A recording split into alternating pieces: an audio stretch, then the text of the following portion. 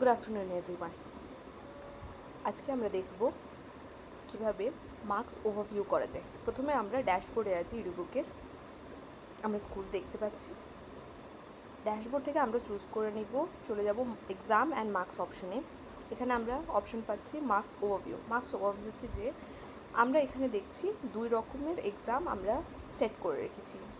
আমি mid term এক্সামিনেশনের উপরে কাজ করছি, তো আমরা মার্কস ওভারভিউ করতে হলে এডিট অপশনে যেতে পারি, সিলেক্ট এক্সাম নেম, ক্লাস 11, আর আমরা এখান থেকে মার্কস আবার চাইলে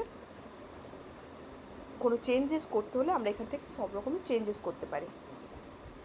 তারপর ফর অ্যান এক্সাম্পল আমি এখানে চেঞ্জেস করলাম,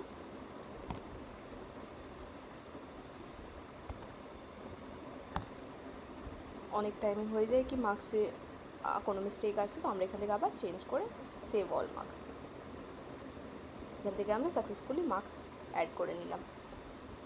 এইভাবে আপনি চাইলে কোনো রকম এক্সাম যদি আপনারা ডিলিট করে দিতে চান, তো আপনারা এখান থেকে ডিলিট অপশন করতে পারবেন, এখান থেকে এডিট অপশন করতে পারবেন, এখান থেকে সব রকমের ভিউ করতে পারবেন, কে কোন স্টেটাস, পাস করেছে, fail, roll number, total marks কত গেইন করেছে। So this is what happens. Thank you.